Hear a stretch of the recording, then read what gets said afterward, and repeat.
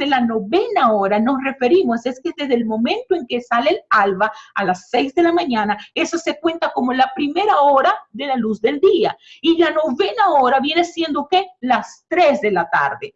Así que cuando yo empecé a estudiar más sobre esto, me sentí inquieta y dije, Señor, estoy segura que hay tantas cosas en las escrituras que tienen que ver con tiempos precisos y que muchas veces nosotros no prestamos atención, no miramos el detalle como eso que tú en un tiempo preciso, en una hora precisa, pusiste en mi corazón que activara a un número de guerreros, de intercesores que estaban cubriendo oración un tiempo y una porción de tiempo específica. ¿Por qué yo les digo esto? Porque yo estoy plenamente convencida y esto probablemente sea mi opinión, pero se las comparto. Yo estoy plenamente convencida, uno, que no todos los tiempos son iguales. Número dos, que Dios creó tiempos y creó temporadas. Desde el momento en que tú ves en el libro de Génesis, el momento en el que fue hecha la creación, cada día tuvo algo en particular, pero hubo un momento cuando Él creó los cielos, cuando Él creó las estrellas, cuando Él creó los astros. Dice que los creó con el propósito de que marcaran las estaciones. Cuando tú miras la naturaleza, tú te das cuenta que la primavera no es igual al otoño. No importa que muchas veces nosotros estamos cerca del Ecuador y nosotros no podemos presenciar los cambios de las estaciones, pero la realidad es que cuando nosotros observamos la naturaleza misma habla de que cada estación tiene una sazón y un propósito diferente. La palabra lo dice en el libro de Eclesiastés, hay un tiempo para todo. El entender los tiempos y el entender los momentos, entender esto trae una dinámica y trae un ritmo a nuestra vida que nos hace ser más apercibidos de qué es lo que nosotros estamos supuestos a ver, a sentir, a mirar, porque a la final no estamos diseñados, no fuimos diseñados para caminar por vista, fuimos diseñados para caminar por fe. Entonces, entender los tiempos, entender que cada día tiene una dinámica diferente, que la dinámica del día 1 fue diferente a la dinámica del día 7, donde el Señor decidió descansar, que la dinámica de un tiempo de primavera es totalmente diferente a una dinámica de tiempo de otoño, pero todo funciona para traer una sustentabilidad perfecta, que lo que nos está trayendo como reflejo es cómo funciona el reino de los cielos. Cuando tú miras la naturaleza, debe crearte un espectáculo en la fe para decir, así como yo estoy viendo esto en la naturaleza, así funciona el reino de los cielos. Cuando yo puedo ver un pájaro que está alimentándose y que tiene alimento, yo puedo entender que Dios, antes de que crease el pájaro, creó primero un sistema donde el pájaro pudiese estar establecido. Lo mismo va a suceder con nosotros. Nosotros podemos tener esa confianza en el Señor de que Él creó un sistema sustentable. Por medio de la fe nosotros tenemos acceso a eso que es el reino de Dios. Entonces la novena hora tiene unas cosas muy particulares. Hay cosas muy esenciales que ocurrieron en la novena hora y en lo personal yo creo que hay algo en este año que tiene que ver con el tipo de intercesión de la novena hora. Creo que hay algo, eso es lo principal, tenemos siempre que ver las cosas desde lo más ancho. Lo primero no tanto es decir, tengo que orar a las 9 de la mañana, o tengo que orar a las 9 de la mañana, porque es el equivalente de las 3 de la tarde en Israel, o voy a orar a las 3 de la tarde mías. Eso es importante, eso puede ser algo, una activación profética bonita, pero realmente lo que nosotros tenemos que ver es el tipo de oración que se hacía en la hora novena. ¿Cuáles eran los efectos de ese tipo de oración que se hacía en la hora novena? Entonces, nosotros tenemos que partir desde el principio que en los tiempos bíblicos, cada hora tenía momentos en los cuales ellos debían estar vigilando. Había un tiempo para orar, había un tiempo para vigilar, y ellos ordenaban sus días en función de algo central, que era la oración y la presentación de sacrificio. Todo lo que ellos hacían tenía y estaba dando traía como consecuencia que tenía un ciclo en función de la presentación de sacrificio y de un tiempo de oración. Entonces había un momento específico donde ellos debían presentar sacrificio. Ellos debían presentar sacrificio a las 9 de la mañana, ellos debían presentar sacrificio a las 3 de la tarde, o lo que en este caso nosotros estamos llamando, como bíblicamente se llama, la hora novena. ¿Qué era la presentación de esos sacrificios? Dependiendo de las fechas, en este momento me fijo en lo que es el tiempo de las Pascuas, que es una de las fiestas del Señor, que por cierto, quiero decirte esto porque me parece interesante que lo tengas en mente. También hay 9 fiestas, si nosotros contamos las 7 establecidas por el Señor y las 2 fiestas civiles que ellos celebran, que es el Purim y la fiesta del Hanukkah. Si tú unes todas las fiestas y celebraciones que hay, que tienen de una u otra manera una cristofanía o un reflejo profético de lo que es Cristo, habla de Cristo, estamos hablando de que en total hay 9 fiestas. Si tú cuentas desde el momento de la celebración de la primera fiesta, que comienza, vamos a hablar en el tiempo del calendario gregoriano, marzo 20, o sea, mañana, hasta la celebración de la última fiesta, que es diciembre 22, ese tiempo allí es equivalente a 9 meses. Yo creo poderosamente que de mañana, del día marzo 20 a diciembre 22, va a ser un tiempo donde cosas se van a gestar poderosamente, que vamos a dar a luz cosas que no se habían podido manifestar en lo anterior, que vamos a estar preñados de visiones, que vamos a estar preñados de sueños, que va a haber un tiempo de activación. Yo creo que estas 40 semanas, estos 9 meses dentro del año 2019, que está dentro del cierre del 9º año del último ciclo de una década, todo está indicando y empujando que esto es un tiempo de activación, de envío, de avivamiento, como estábamos leyendo al principio. Entonces, Dios está cambiando las oraciones de ser oraciones de sobrevivencia por ser oraciones de avivamiento. Y el principal principio espiritual que está detrás de la hora novena de oración es este. Y yo quiero que tú le tomes una foto a esto, tú medites en esto, tú te grabes esto en la memoria. Sin sacrificio no hay fuego y sin fuego no hay gloria. Todo esto está hablando de un principio de tabernáculo. Cuando en el tabernáculo, cuando en el templo se presentaban, para que pudiese haber el fuego, primero tenía que presentarse allí un sacrificio. Pero cuando el sacrificio era presentado, si había expiación por los pecados, la sangre lavaba y justificaba. Entonces podía haber un acceso a los lugares de intimidad donde se manifestaba la gloria de Dios. Pero todo comienza porque hay un sacrificio. Esto es el principio que está detrás de la hora novena. Todo comienza por la característica principal de ser un sacrificio, de nosotros mismos ser un sacrificio. Este cuadro lo conseguí en internet, no lo pude traducir, me comprometo con traducírselo y enviárselo para que sea un poco más entendible. Pero ahí tú puedes ver más o menos lo que les estaba hablando sobre los tiempos específicos de cuando habían momentos en los que había que presentar un sacrificio, especialmente en el tiempo de las Pascuas. ¿Qué debía suceder en ese momento?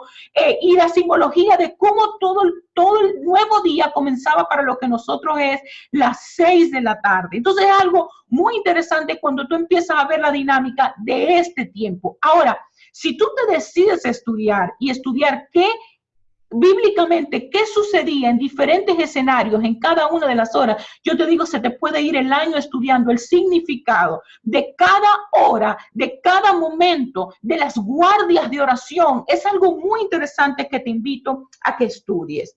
Pero vamos a estudiar al menos 9 efectos que tiene la hora novena. El primer efecto nosotros lo vamos a ver es en Primera de Reyes 18. Como yo te decía, al principio yo estaba tan enfocada en la crucifixión de la hora novena, de cuando el Señor Jesús muere, ¿verdad? Que era la centralidad de mi enseñanza, hasta que Dios puso en mi corazón todos los eventos que ocurrieron en la hora novena y yo quedé tan impactada y espero que esto también impacte tu corazón. Por asuntos de tiempo, ¿qué tienes que hacer tú? Si tú tienes con qué anotar, yo quiero que tú anotes los versos bíblicos que te voy a compartir para que seas tú quien los leas en casa, porque si no, esto se va a extender a 3 horas de estudio. Pero tú puedes hacer de todos estos versos bíblicos que te voy a dar un material de estudio de por lo menos yo calculé semana y media de trabajo. Te recomiendo que cada día medites en cada uno de los versículos que están acá y la visión profética de la que estamos tratando de establecer aquí, de manera que pueda profundizar esta palabra y te va a enriquecer porque Dios te va a hablar cosas a ti diferentes y mucho más profundas. Pero nosotros en Primera de Reyes 18, del 36 al 39, nosotros vemos que Elías estaba en el Monte Carmelo y estaba en un enfrentamiento. ¿Con quién? Estaba enfrentándose a los falsos profetas de Baal. Él estaba en esa lucha. ¿Y qué sucede en ese momento? Lo que sucede es que él, ya todos sabemos que él decide desafiar. Él decide retar a los profetas de Baal y él decide que él va a crear un altar, un sacrificio.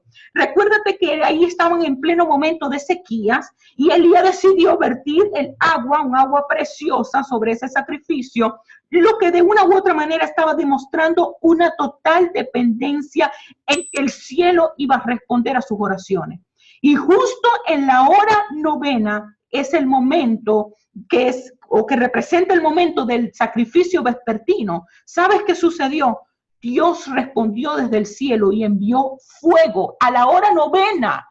El fuego del cielo descendió sobre el altar que había levantado Elías para burlar a los profetas de Baal.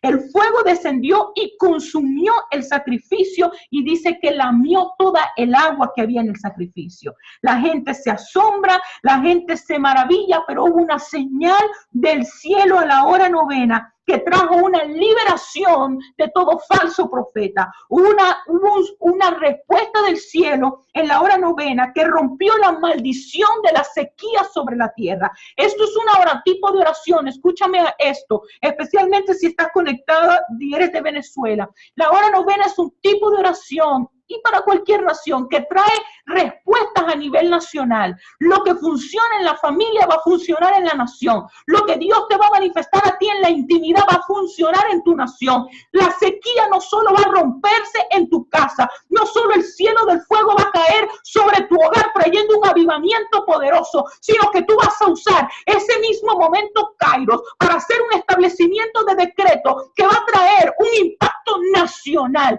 y va a burlar falsos profetas en tu nación y va a burlar falsos profetas en tu comunidad, porque esta palabra Dios la va a manifestar. Lo que tú estás hablando, lo que tú estás declarando, Dios te va a respaldar en este tiempo. Y esto me parece muy hermoso. Y dice la palabra en Primera de Reyes 18:41. Entonces Elías le dijo a Acab: anda a tu casa, come y bebe, porque ya se oye un ruido de un estruendoso aguacero.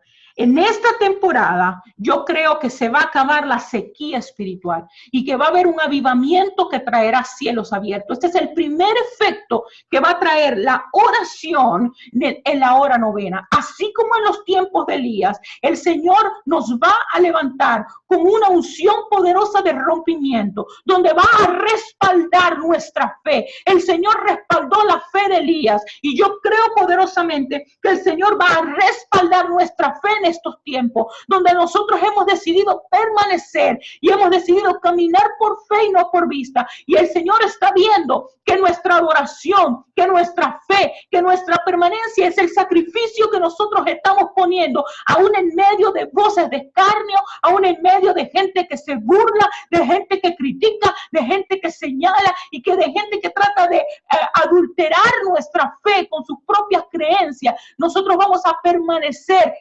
inmovibles, nosotros vamos a permanecer sin contaminarnos, una fe que no se contamina, y vamos a ver la manifestación del cielo. Otro ejemplo importante que yo quiero compartir contigo sobre la hora novena está, y vas a leer esto en profundidad, por favor, en el capítulo 9 y 10 de Esdras. Esdras, ¿qué hizo Esdras? También oró por avivamiento en la nación. ¿En qué hora? En la hora del sacrificio vespertino. Como resultado de su intercesión, la nación regresó al Dios de sus padres y se arrepintió de sus pecados por haberse casado con esposas paganas, lo que les había hecho perder un carácter distintivo como pueblo santo. Dios escuchó sus oraciones, Dios escuchó su arrepentimiento y volvió sus corazones.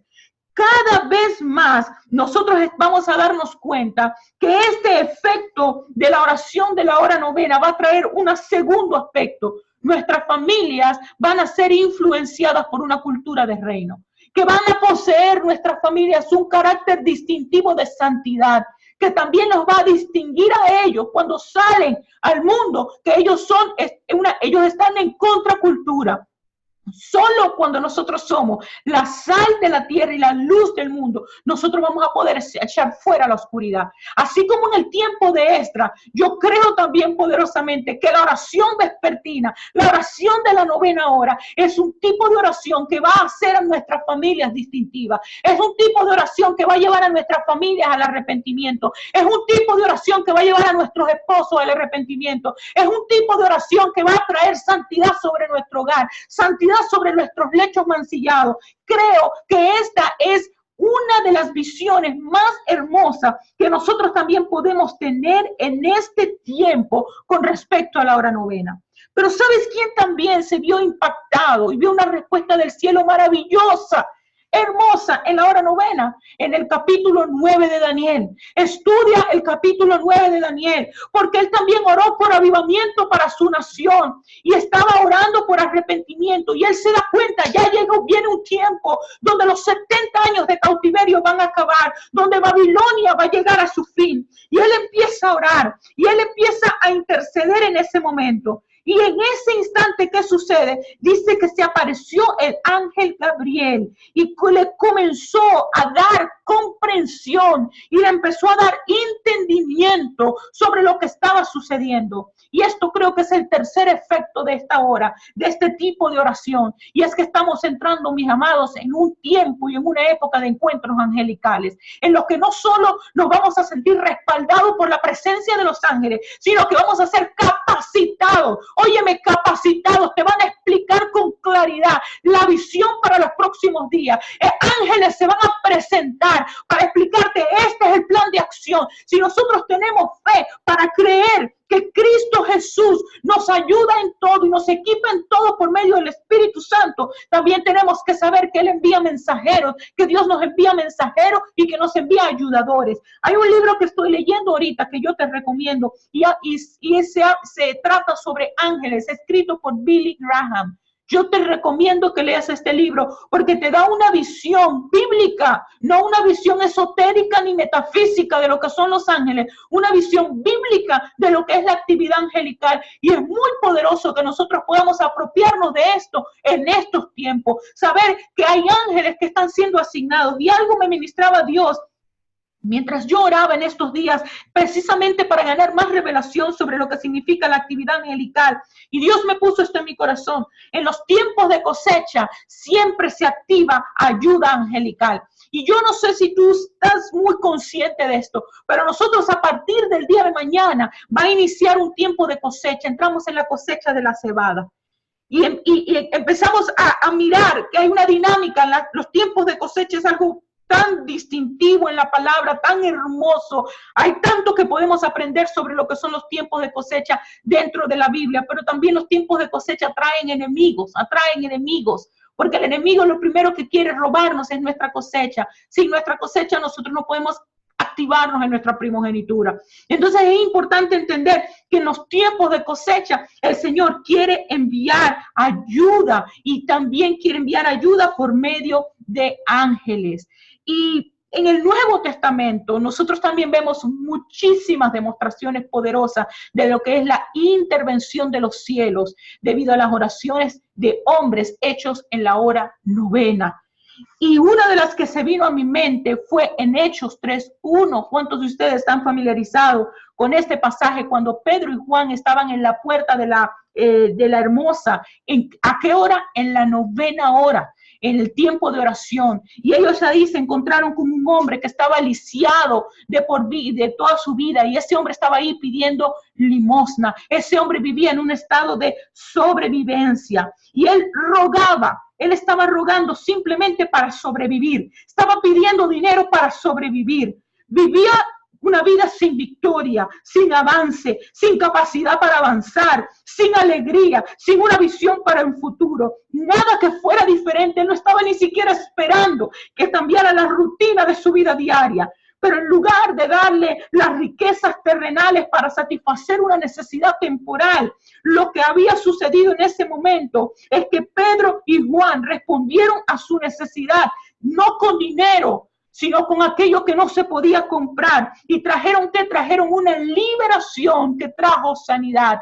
Y esto creo que es el cuarto efecto que tiene la hora novena. Es que tu testimonio de sanidad va a ser un portal de avivamiento. Porque después que este hombre fue sanado, él se activó, él empezó a proclamar las buenas nuevas, él empezó a dar testimonio de lo que había sucedido. Y creo que no solamente sanidad física, sino que hay muchos que están paralizados por el temor. Hay muchos que están atemorizados y no se mueven porque están llenas de un sinnúmero de ataduras en sus almas que les impiden movilizarte. Todo lo que impide movilizarte, creo que este es un tiempo donde el Señor quiere que nuestra fe se amplíe para creer que Él nos dice, toma tu lecho y anda, que hay un toque de Dios, que hay un toque del cielo en esta temporada, porque Él es el primer interesado en que nuestro testimonio sea un portal de avivamiento para la ciudad donde nosotros estamos, para la familia donde nosotros estamos y a la familia que nosotros pertenecemos. Tu visión será reavivada, tu alegría será reavivada y tu fe en Dios será reavivada en este tiempo de oración, en este tiempo donde estamos gestando la oración en la hora novena. El poder de Dios causará que de familias y personas divididas, inactivas, incapacitadas, débiles y limitadas, brote una esperanza y confianza renovada que va a activar una intervención divina en cualquiera sea tu circunstancia. Qué maravilloso todo lo que hemos aprendido que ocurre en la hora novena. Tienes mucha tarea porque necesitas explorar cada uno de los versos bíblicos que te estoy dando. Quiero compartirte uno más y está en Hechos 10. Y ahí vemos la historia del centurión romano, Cornelio, que clama al Señor por salvación. Él era un hombre devoto que temía a Dios y que daba generosamente a los pobres. Y nosotros vemos como nuevamente a la hora novena, que es la hora de oración judía, como les expliqué, él era un gentil. Oye, él era un gentil que estaba orando en la hora novena. Y un ángel, nuevamente vemos allí esto, un ángel lo visita y dice que sus oraciones y sus ofrendas han abierto una puerta en el reino espiritual que llamó la atención de Dios.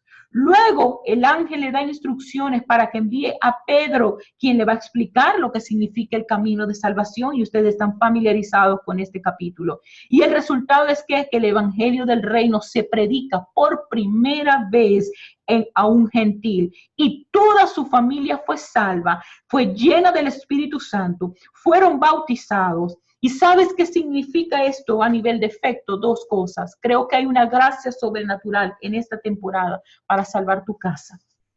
Creo que los pródigos vuelven a casa.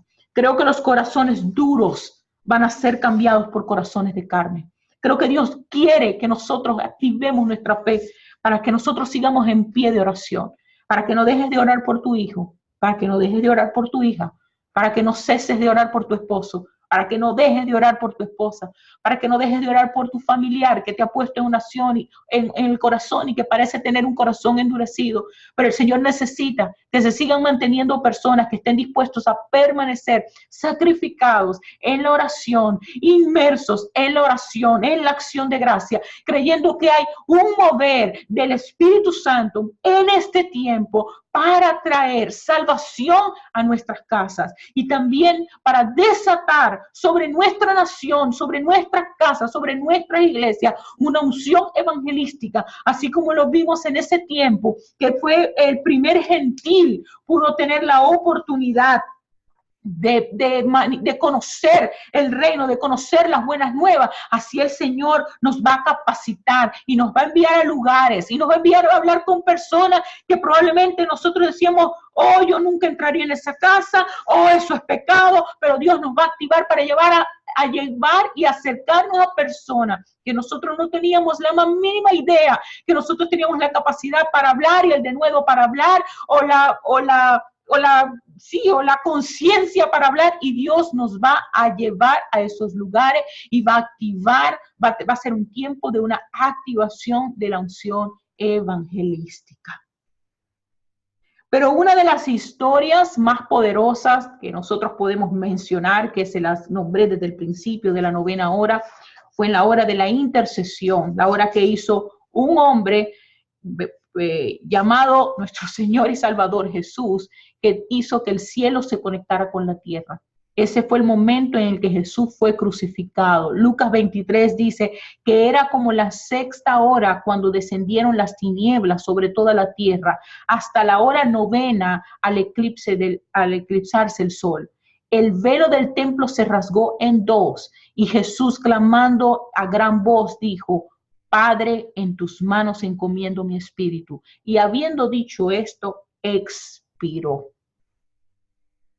Aquí ocurrieron muchas cosas interesantes, porque las escrituras dicen que por un lado estaba nuestro Señor Jesús entrega su espíritu e inmediatamente se rasga el velo.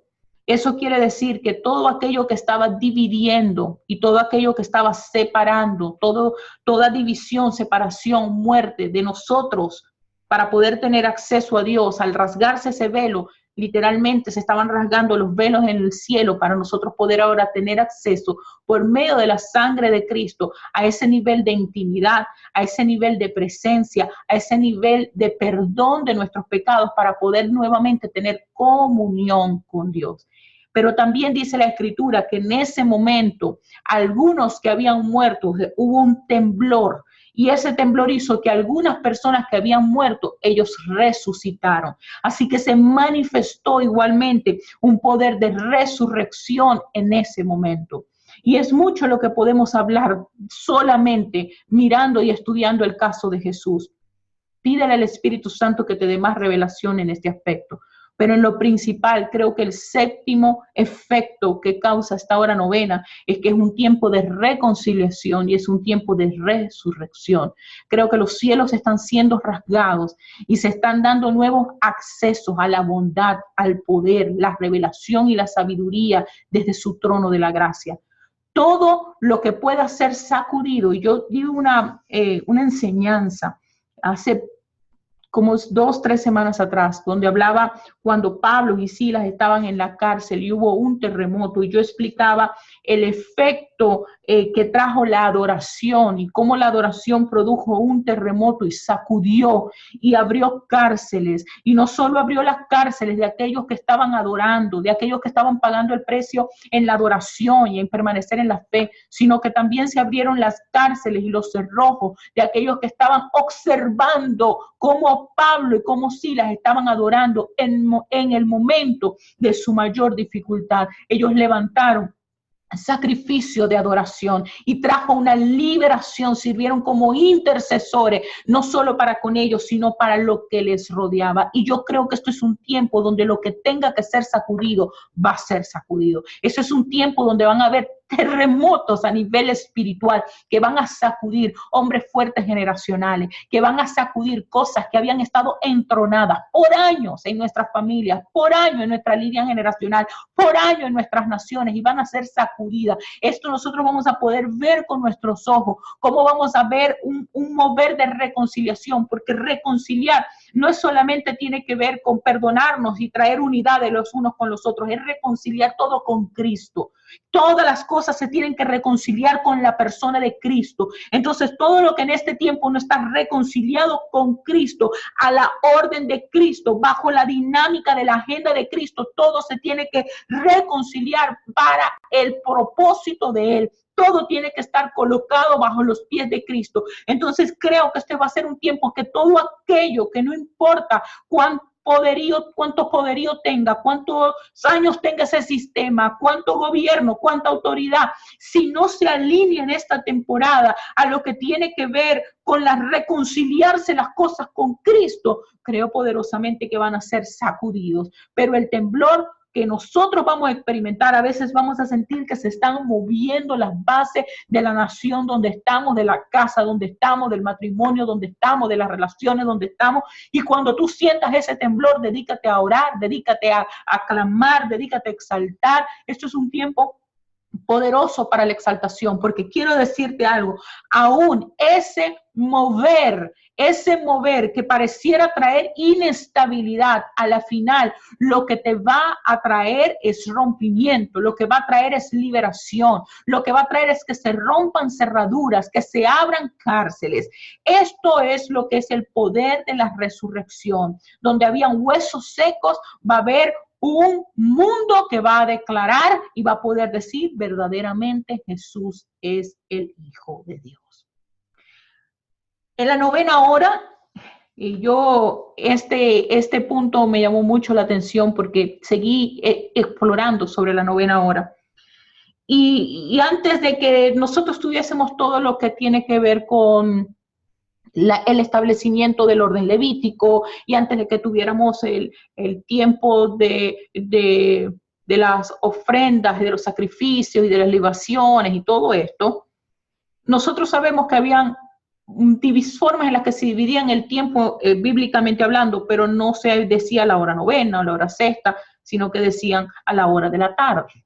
Y me llamó mucho la atención porque empecé a investigar aún más atrás sobre la hora novena y me quedé fascinada por algunos estudios tan impresionantes que hablan de la hora novena, cuando todavía la hora novena como nombre no había sido establecido. Y uno de los pasajes bíblicos de la hora novena es que Isaac solía orar en el campo. Y fue justamente en uno de esos días, cuando él salió a orar en el campo, como solía, cuando conoció a Rebeca. Dice Génesis 24:63, y había salido Isaac a meditar, en otras versiones dice, a orar al campo, a la hora de la tarde. Y muchos estudios y teólogos nos explican que esta hora de la tarde se asume que tiene que ser aproximadamente lo que nosotros conocemos como la hora novena, que tiene que estar entre las dos, el periodo de tiempo después de las 12 y antes de las 3 de la tarde.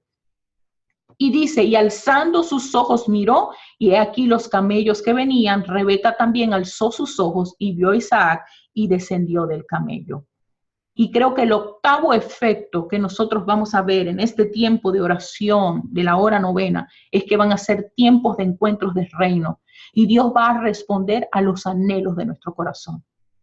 Esto va a ser un tiempo de encuentros específicos con personas específicas que habían sido destinadas y que habían estado en los planes de Dios para que nosotros pudiésemos hacer alianzas, tomar sus manos, para que nosotros pudiésemos hacer alianzas de pacto. Esto es un tiempo esencial para saber a quién estamos sosteniendo la mano, quiénes son esas personas de pacto con los que nosotros estamos sosteniendo nuestras manos, quién es el cuerpo de Cristo en el que nosotros estamos tomando nuestras manos. Y este va a ser un tiempo donde Dios nos va a colocar con personas clave, personas que traen parte del avivamiento que tú necesitas, personas que traen parte de aquella promoción que tú necesitas para ser liberado y enviado para la siguiente promoción. Igualmente tú vas a hacer esa respuesta para otras personas, pero esto es un tiempo de activación divina, de encuentros divinos, de relaciones divinas, de hacernos parte de asuntos del reino donde el Señor nos va a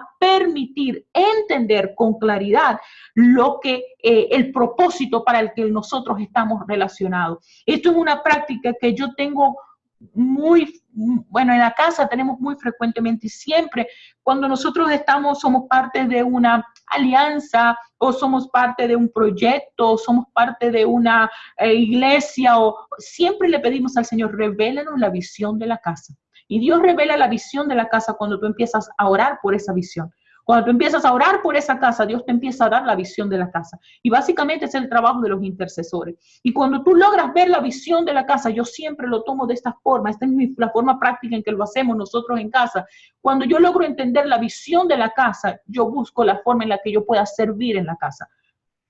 Rara vez logro hacerme uno, puedo ayudar, puedo contribuir, pero rara vez logro hacerme uno con una visión que yo no he visto.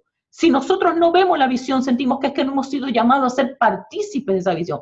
Pero si logramos y el Señor nos revela la visión, nosotros sabemos, ok, qué posición nos toca cumplir basado en lo que Dios nos ha llamado a hacer y basado en los dones y los talentos que nosotros tenemos. Entonces, esto es algo que se los comento como una añadidura, de esto es algo personal en cómo nosotros lo trabajamos, pero te recomiendo esto, te recomiendo que este sea un tiempo donde tú ores para que tú puedas conocer la visión de la iglesia a la que pertenece, para que tú puedas conocer la visión de los ministerios donde estás siendo parte, para que puedas conocer la visión de la casa, de tu casa, como hogar, como familia, cuál es la visión, para que de esta manera cuando lleguen personas que el Señor va a traer a tu vida en estos tiempos, tú puedas también ver esa visión y se puedan conectar visiones. Acuérdate que nosotros nos conectamos porque primero hay una conexión de propósito. Muchas veces nosotros hacemos conexiones de intereses. Nosotros no necesitamos conexiones de intereses. Yo no me quiero conectar con alguien porque me conviene, porque me van a dar más like, porque me van a dar más fan, porque me va a traer más comunidad. Tú no quieres una conexión basada en intereses.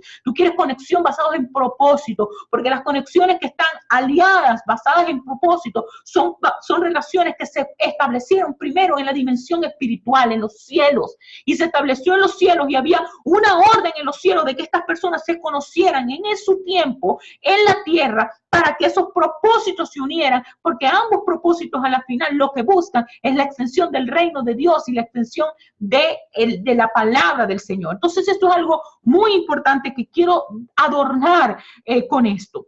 Pero también quiero darte otra cosa más sobre la hora novena que aprendí. En la hora novena, Dios caminaba por el Edén. Y me atrevo a decirlo de una forma tan enfática, pero guardando ciertas reservas, porque como les repito, en esos tiempos no decían la hora novena, solo hablaban de la tarde. Y basado en la forma en la que estaba escrita en el original hebreo, asumen que era de acuerdo a donde venía el viento y todo este cuento, la hora novena. Y dice así: el hombre y su mujer escucharon que Dios, el Señor, andaba por el jardín a la hora en que sopla el viento de la tarde, y corrieron a esconderse de él entre los árboles. ¿Qué significa eso para nosotros? Significa que esto es un tiempo de restauración de la visión profética. La hora novena nos está hablando también de un tiempo de restauración de la visión profética.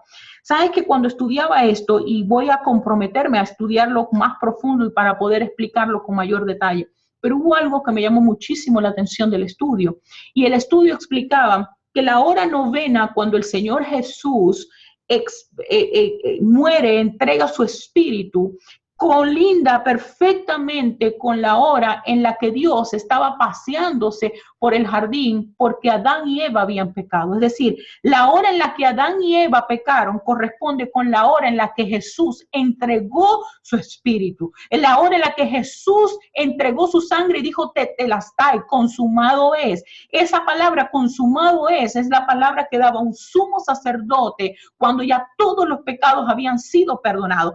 Excelente cronología en el tiempo. Es maravilloso esto. De verdad que trajo a mi corazón mucha alegría, mucho impacto de ver lo detallado del plan de redención, lo detallado de Dios en cada una de las cosas que él hace. Si él tuvo cuidado de cosas tan básicas y que pueden haberse pasado por desapercibido, ¿cómo no va a tener cuidado de cada una de las instancias de nuestra vida? Dice la palabra que él sabe aún hasta cuántos cabellos tenemos nosotros sobre nuestra cabeza.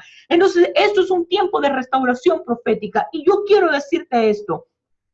Cuando nosotros hablamos, y ya casi para terminar porque ya son las 9, cuando nosotros hablamos de la restauración profética, y yo he repetido esto muchas veces, yo no lo digo como esta voz que va a decirte qué vas a hacer en el futuro, ni la casa que te vas a comprar, ni el carro que te vas a comprar, no. La restauración de nuestra visión profética, lo primero que hace es activarnos en nuestra capacidad para ver y oír a Dios.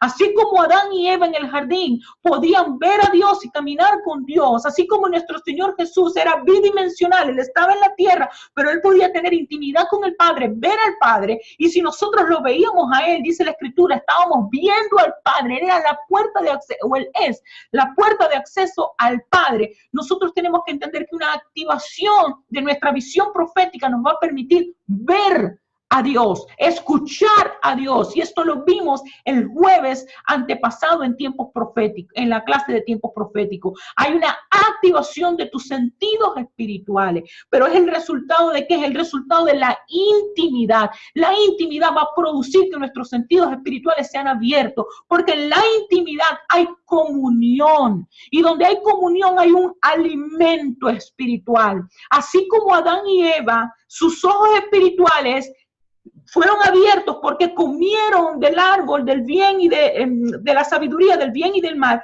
Cuando tú comes en la intimidad, en la comunión, comes de Cristo, tú vas a ser partícipe de la visión de Cristo, partícipe de hacerte uno con Cristo, y esto te permite a ti poder ver a Cristo, y por lo tanto vas a poder, si ves al Hijo, vas a poder ver al Padre. Esta es la principal función de la restauración de la visión profética. Cuando tú tienes una visión profética, tú puedes tener más claro lo que significa ver a Dios y escuchar a Dios. Lo segundo que hace la activación de la visión profética es que trae una unción para rompimiento, porque te ayuda a lo que tú puedes ver. Y eso lo hablamos en la clase pasada. Tú vas a poder declarar lo correcto para poder establecer la medida de justicia que el Señor necesita. ¿Quiénes son los llamados a la hora novena? Yo te invito a que tú leas Mateo 20, del 1 al 16. Y yo te invito a que lo leas con una visión muy global de todo lo que nosotros hemos venido hablando acá. Porque este capítulo trajo una luz diferente a mi vida en este tiempo, cuando empecé a ver esto de la hora novena. Empecé a ver la parábola de los labradores, ¿verdad? De una forma diferente. Si tú no estás familiarizado, muy brevemente, esto es el dueño de una finca, el dueño de una granja que va a buscar gente que venga a labrar en la granja. Va a buscar gente a la primera hora de la mañana y le dice, llegan a un acuerdo de salario. Luego va a buscar a otra gente que va a la plaza y le dice, oye, vayan a mi viñedo a trabajar, y va entonces a las 9 de la mañana, va a las 12 del mediodía, vuelve a la hora novena y luego va a la hora 11.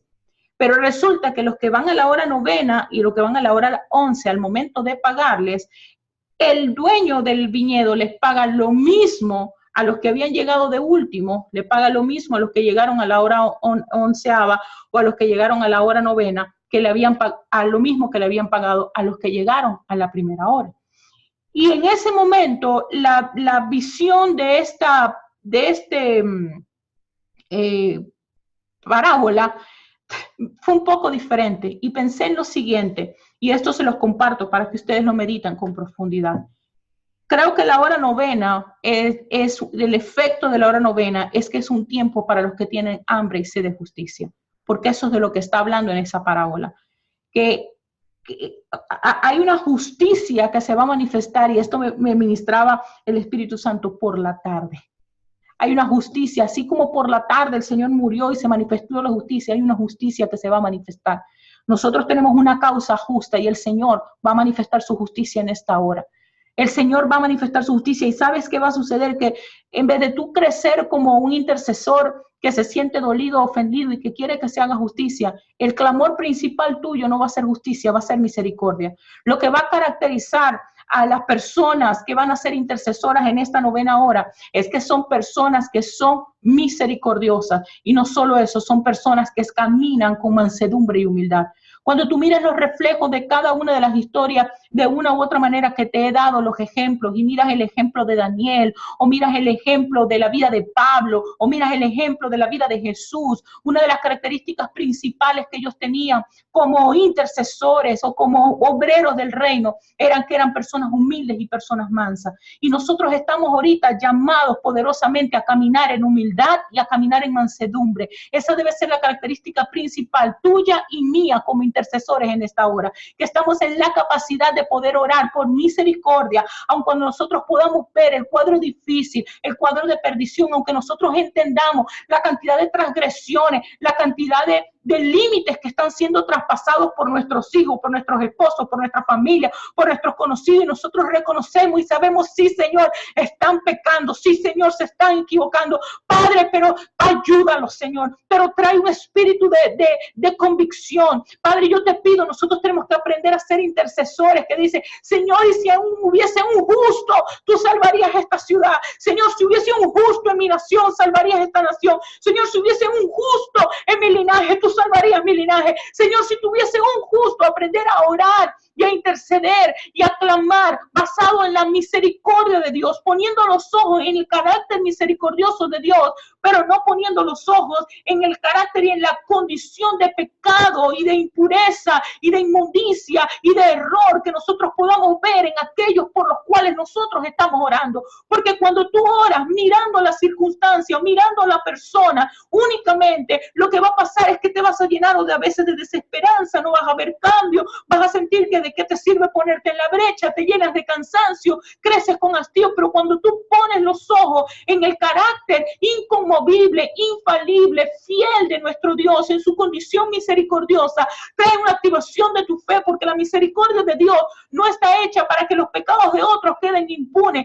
sino para que Él se pueda manifestar con poder y hacer lo que resulta imposible a causa del poder que hay en Él, para que su gloria se manifieste. Todo se vuelve a Él, toda la exaltación se vuelve a Él. Cuando tú aprendes a orar desde un punto de vista, desde la misericordia, cuando tú aprendes a orar en mansedumbre, cuando tú aprendes a caminar en humildad, y Él automáticamente lo que hace es que todo tu vista, la visión de sus circunstancias se vuelven directamente a Dios y no a las circunstancias. Cambia la mentalidad de un intercesor, de orar por sobrevivir, de orar por Dios mío, haz algo, Dios mío, cambia esto, y empiezas a mirar, tú eres bueno, Señor.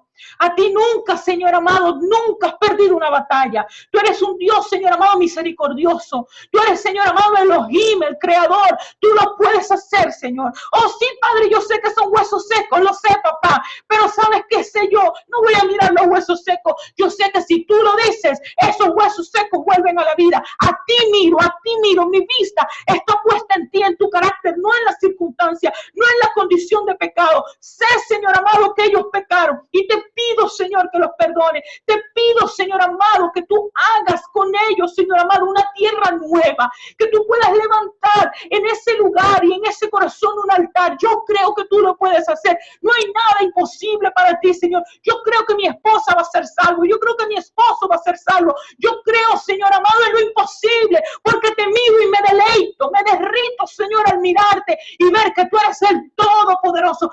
Esta es la oración que nosotros necesitamos clamar en la hora novena, una oración que no está ensimismada en la circunstancia, pero que está deleitada en el poder de Dios, en la obra de Dios, una oración que está consciente de que hay ángeles que van a ser activados, que una oración que está consciente de que si el Señor tiene que movilizar ángeles y pelear en el segundo cielo para traer una respuesta que tú necesitas para traer avivamiento a tu casa y en tu nación, Él lo hará. Una oración que cree fervorosamente, que la misma obra que hizo, que operó en el Señor Jesús para sacarlo de lo profundo del sepulcro, opera ese mismo poder en nosotros, y que mayor es el que está en nosotros que el que está en el mundo, y que estamos dispuestos en esta hora a pagar el precio para mantenernos activos en la oración. Este es un año, mis amados, donde nosotros vamos a ser parteras espirituales, donde nosotros estamos llamados a cuidar a los Moisés de este tiempo, donde hay un edicto en contra, una sentencia en contra de una generación que van a ser, de un sueño que van a hacer, de un plan que van a hacer, de un avivalista que van a ser. Avivalistas van a nacer en esta temporada, pero nosotras, así como los parteras hebreas que llegaban primero antes que el sistema faraónico, nosotros vamos a llegar primero para orar, para ponernos en la brecha, aunque como ellas cuando llegaban primero tenían que poner su vida, tenían que ir en contra del mandato de Faraón, que si ellas eran descubiertas les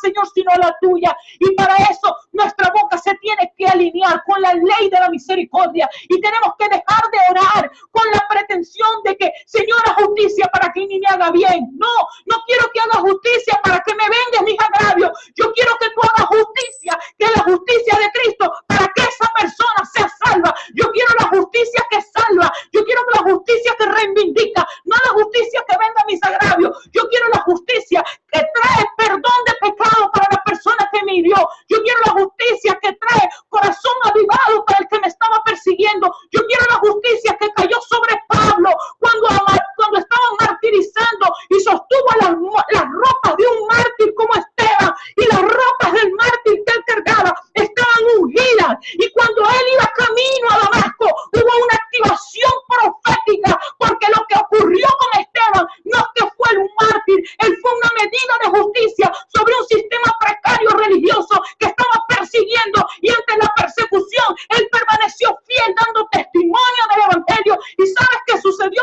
Cuando Saulo tomó la ropa, hubo una activación en el mundo espiritual, y el que perseguía terminó siendo perseguido por Jesús. Jesús va a perseguir a tus familiares, Jesús va a perseguir a tu esposo, Jesús va a perseguir a tu hijo, y tú vas a estar allí sintiendo que estás parada en oración, orando y que no se merecen que tú estés orando y sintiendo repudio, escarnio, crítica, que te están lanzando piedras, y tú permaneces como Esteban, parada en oración, porque tu oración es una medida de justicia, que cuando tus ropas son tomadas, que cuando esa oración es activada, va a traer sobre la vida de esas personas cambio, y va a traer en esa vida de esas personas transformación. Esto, mis amadas, es una unción de intercesión como nunca antes se había visto sobre la iglesia, con más poder. Nos se levantarán intercesores de todo lugar del mundo.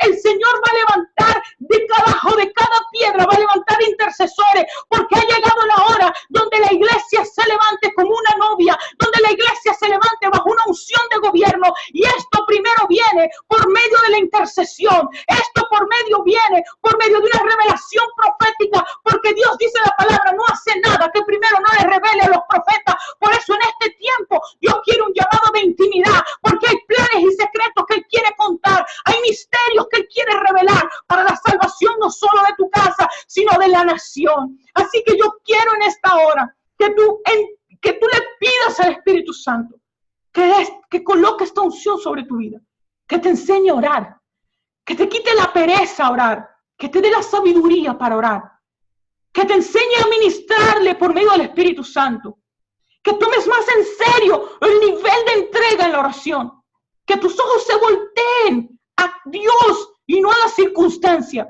que tú puedas hallar gozo en el medio de la oración, que tú puedas ser la medida de justicia en medio de la oscuridad, sabiendo que la justicia va a perseguir para traer salvación a aquellos por los que tú estás orando, que Dios se va a manifestar con gloria en tu vida, que tus oraciones van a ser escuchadas y van a ser respondidas, que este breve tiempo que parece fuerte, porque la hora novena en todos los momentos se caracteriza por ser momentos sombríos, momentos de dificultad, van a traer una profunda revelación de Cristo en tu vida. Yo declaro que Cristo se va a revelar en tu vida como nunca antes en este tiempo, que tú vas a tener una revelación de Cristo y aún del padecimiento de Cristo, no como para traer victimización, sino como para traer el aroma fragante del conocimiento de Cristo a la tierra. Va a ser expuesto, van a haber misterios que va el Señor a revelar a algunos de nosotros con un propósito específico. Muchos de nosotros vamos a recibir palabras poderosas de conocimiento, palabras poderosas de las Escrituras, donde muchas veces todavía no van a ser comprensibles para la iglesia. Pero el Señor me decía esto, pero cuando yo las revele, van a avergonzar a los principados. Y eso es bíblico. El Señor va a traer una sabiduría sobrenatural en este tiempo. Y el Señor va a traer, así como vemos en el tiempo de Daniel, que los ángeles traían una administración y un discernimiento. Viene un tiempo de discernimiento y de administración en esta novena hora, en este tiempo de la novena hora, donde el Señor va a revelar cosas poderosas que tú vas a anunciar. muchos probablemente no oirán y los que oyen probablemente no entenderán, pero tú vas a entender, papá me dio esto, porque cuando yo lo hable, yo estoy demostrando la sabiduría de la iglesia a los principados, la sabiduría de la iglesia a los poderes, a la oscuridad. Yo solamente estoy demostrando el poder y la sabiduría de la iglesia. Se levanta una iglesia sabia que comienza por mujeres que saben, y mujeres y hombres, familias y hogares que saben cómo entrar en la intimidad, entrar en intercesión y cómo mirar el rostro del Señor en medio de circunstancias difíciles. Saben aún cómo presurosamente mirar a Dios y hablar de la bondad de Dios y de las características de Dios en medio de las circunstancias. Dios te bendiga, que tengas una maravillosa noche. Gracias por este tiempo, porque me pasé por 18 minutos, han sido muy pacientes. Les amo con todo mi corazón. No sé si tienen alguna pregunta, si habrá tiempo para preguntas, quienes deseen quedarse, quienes no, les bendigo. Déjame ver acá cómo miro el chat. Ok. Bueno, hasta ahora no tengo ninguna pregunta. Dios te bendiga. Les amo mucho, que tengan una excelente noche y bueno, ya tienen también, pueden comunicarse conmigo con cualquier pregunta vía email o vía WhatsApp. Bueno, qué bueno, Damaris, que haya sido de gran bendición. Dios te bendiga, pastora.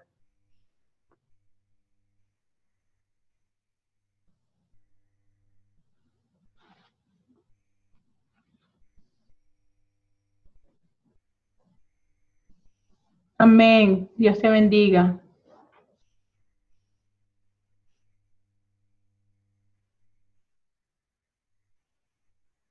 Me gozo mucho, alumna 19. Ay, qué bueno que te haya gustado. Estamos para bendecirnos los unos a los otros.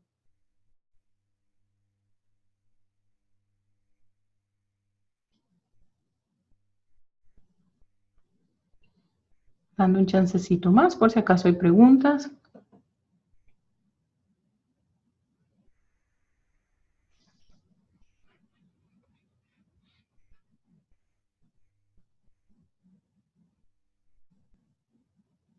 Amén, sentí en el Espíritu, todo era para mí.